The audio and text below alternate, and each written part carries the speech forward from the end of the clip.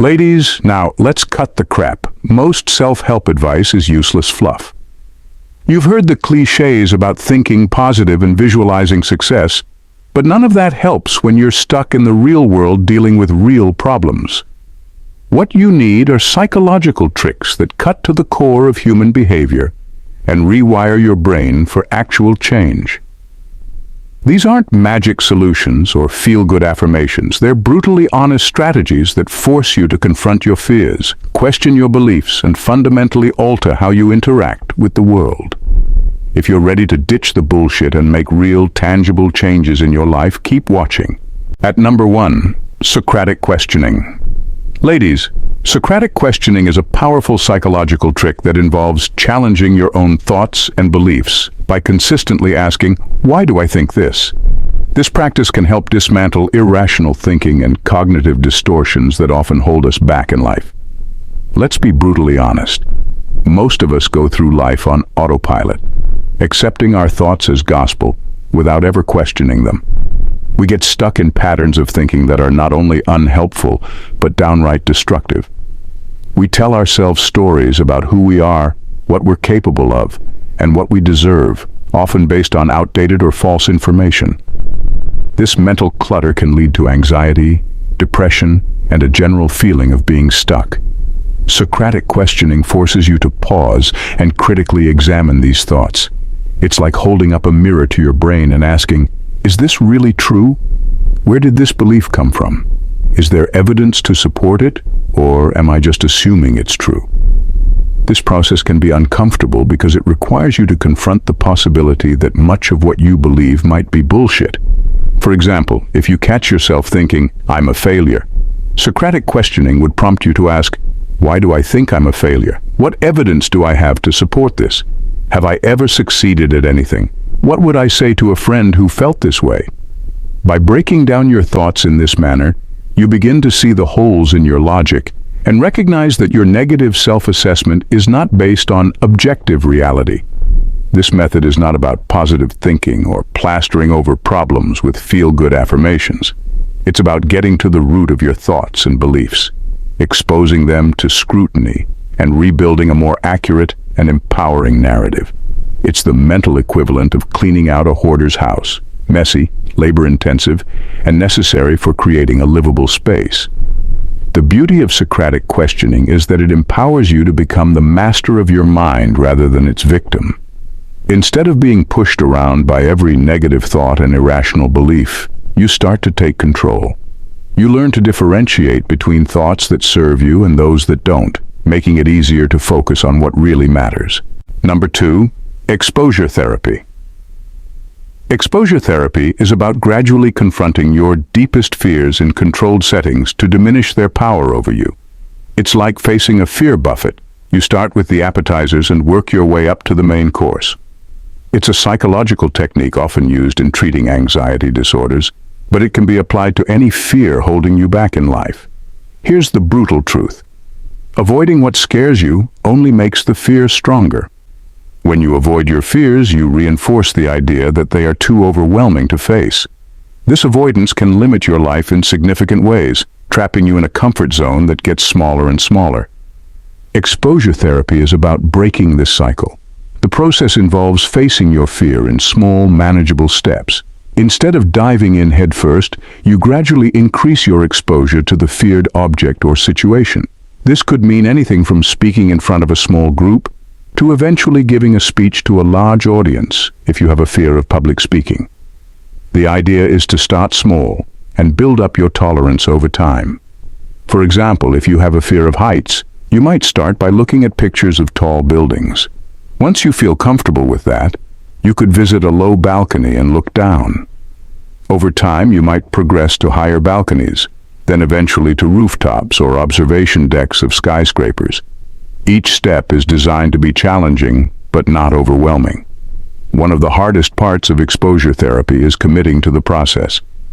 It's not a quick fix, and it requires consistent effort. You'll need to confront your fear repeatedly, which can be exhausting and emotionally draining. But this repetition is crucial because it helps your brain learn that the feared situation is not as dangerous as you think. During exposure, it's common to experience intense anxiety or even panic. This is where the brutal honesty comes in. It's going to be uncomfortable. There's no sugarcoating it. You'll feel your heart race, you might sweat, and you might feel an overwhelming urge to escape. But by staying in the situation and riding out the anxiety, you teach your brain that you can handle it. Over time, the anxiety will lessen. A critical aspect of exposure therapy is not just facing the fear, but also reframing how you think about it. You need to challenge the catastrophic thoughts that fuel your fear. Ask yourself, what's the worst that could happen? How likely is it really? Even if the worst happens, can you survive it? This kind of cognitive restructuring helps reduce the fear's intensity. Another important part is self-compassion. Be kind to yourself during this process. Understand that progress might be slow and non-linear. There will be setbacks and tough days. That's normal. What matters is that you keep moving forward, even if it's just a small step at a time. The ultimate goal of exposure therapy is to regain control over your life. By facing your fears head-on, you stop letting them dictate your actions and decisions. You become more resilient and confident, knowing that you can handle whatever comes your way. Ladies, are you ready for more no-nonsense advice and brutally honest truth? If you love the hard-hitting insights I dish out daily, hit that subscribe button and join the Unstoppable She community. Let's cut the fluff and get real together. Don't forget to like and comment if you're ready to take control of your life. At number 3, rejection practice. Trailblazers. Rejection practice involves deliberately putting yourself in situations where you are likely to be rejected to build resilience and reduce the fear of rejection. It sounds counterintuitive and unpleasant, but it's a powerful psychological trick that can significantly change your life. Most people are terrified of rejection. It's a primal fear rooted in our need for social acceptance and belonging. This fear often holds us back from taking risks, pursuing opportunities, and living fully. We avoid asking for what we want, whether it's a raise, a date, or help, because we dread hearing no. Rejection practice is about desensitizing yourself to this fear by exposing yourself to it repeatedly. By seeking out low-stakes situations where rejection is likely, you gradually become less afraid of it. It's like building a muscle. The more you exercise it, the stronger it gets. For instance, you might start by asking for small favors from strangers, like requesting a discount at a store or asking to borrow a pen. The point isn't to get a yes, but to get comfortable with the possibility of a no. Each rejection you experience helps you realize that it's not the end of the world. You survive, and you move on. As you get used to smaller rejections, you can escalate to more significant challenges. You might apply for jobs you think you're not fully qualified for, pitch bold ideas at work, or ask someone out who you think is out of your league. The more you practice, the more you understand that rejection is just a part of life and not a reflection of your worth or abilities. One brutally honest truth about rejection practice is that it forces you to confront your insecurities head-on. It's uncomfortable and sometimes painful. You'll have to deal with the sting of rejection and the self-doubt that comes with it. But this discomfort is precisely what makes the practice so effective. By facing your fears directly, you strip them of their power over you. Another hard truth is that rejection practice doesn't guarantee success or acceptance. You will still get rejected, and it will still hurt sometimes. But the goal isn't to eliminate rejection, it's to change your relationship with it. Over time, you'll find that rejection doesn't paralyze you anymore. You learn to see it as feedback rather than a personal failure. Rejection practice also teaches you resilience. It helps you develop a thicker skin and a more optimistic outlook. You start to realize that every no brings you one step closer to a yes. You become more willing to take risks and pursue your goals because you're not crippled by the fear of failure. Additionally, you might discover unexpected opportunities through rejection practice. Sometimes, the act of putting yourself out there, even if you get rejected, opens doors you didn't know existed. People respect the courage it takes to ask, and sometimes they'll offer you something valuable even if they say no to your initial request. Number 4, ego suspension. Queens, Ego suspension is about temporarily setting aside your ego to truly listen and understand others.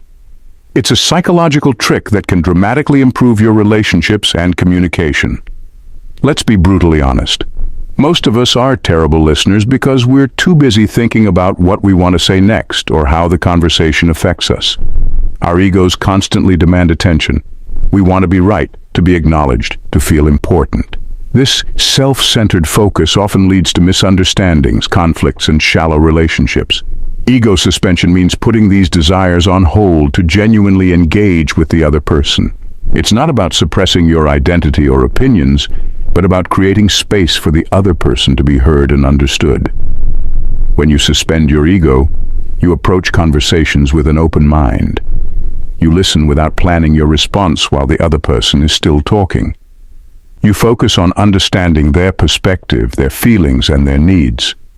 This kind of listening is rare and powerful because it makes the other person feel valued and respected. In practice, ego suspension means resisting the urge to interrupt, correct, or one-up the other person. It means acknowledging that their perspective is as valid as yours, even if you disagree. It's about recognizing that conversations are not battles to be won, but opportunities for connection and learning. One of the toughest aspects of ego suspension is dealing with criticism. Our natural reaction to criticism is to defend ourselves, explain, or counterattack. Ego suspension involves taking a step back and considering the feedback objectively. Ask yourself, is there any truth in this? Can I learn something from this? This doesn't mean you have to agree with every criticism, but it helps you respond more thoughtfully and constructively. Ego suspension can be especially challenging in heated or emotional conversations. It requires a high level of self-awareness and control. You have to constantly check yourself and remind yourself of the bigger goal, understanding and connecting with the other person. It's not about winning the argument, but about maintaining the relationship. One practical tip for ego suspension is to practice active listening techniques. This includes nodding, making eye contact, and summarizing what the other person has said to show you're paying attention. Ask open-ended questions that encourage the other person to elaborate. These techniques help shift the focus from your ego to the other person's experience. Another tip is to develop a habit of pausing before you respond. This brief moment of reflection allows you to consider your response carefully rather than reacting impulsively. It gives you a chance to ensure your reply is respectful and constructive. Number 5. Daily Stoicism. Daily Stoicism is about integrating the principles of Stoic philosophy into your everyday life, focusing on what you can control and letting go of what you cannot. It's straightforward but not always easy, and it can be brutally effective in changing how you approach life. Let's be real. Most people waste a ton of energy on things they can't control. They stress about other people's opinions, the future, the past, and a myriad of things outside their influence. This constant worrying not only drains your energy but also keeps you stuck in a cycle of anxiety and frustration. Stoicism teaches that you should concentrate only on what's within your power: your actions, your responses, your thoughts, and your emotions. Everything else, other people's actions, the weather, the stock market, the past, is out of your control and not worth your mental energy. This isn't about being passive or indifferent. It's about being smart with where you focus your attention and efforts. For example, if you're stuck in traffic, getting angry doesn't help you move any faster. Instead, a Stoic approach would be to accept the situation and use the time productively, maybe by listening to an audiobook or reflecting on your day. It's about recognizing that your anger changes nothing about the traffic, but ruins your mood. Daily Stoicism requires a conscious effort to redirect your thoughts and actions. It means regularly reminding yourself to let go of things beyond your control. This might sound simple, but it takes practice. You have to catch yourself when you start worrying about things you can't change and refocus on what you can do. One of the key practices in Stoicism is the evening reflection. At the end of each day, you review your actions and thoughts. Did you focus on what you could control? Did you let external events dictate your mood or actions? This reflection helps you learn from your day and improve your focus on what truly matters. Another important aspect is setting clear intentions for your day. Decide in the morning what kind of person you want to be and how you want to respond to challenges. This proactive approach helps you stay aligned with Stoic principles throughout the day. The truth is, embracing daily Stoicism can be tough. It's hard to let go of the urge to control everything. It's challenging to accept that you can't change the past or predict the future, but the benefits are immense. By focusing only on what you can control, you reduce stress, improve your resilience, and become more effective in your actions. See you in our next video, lovelies. Bye for now and stay blessed.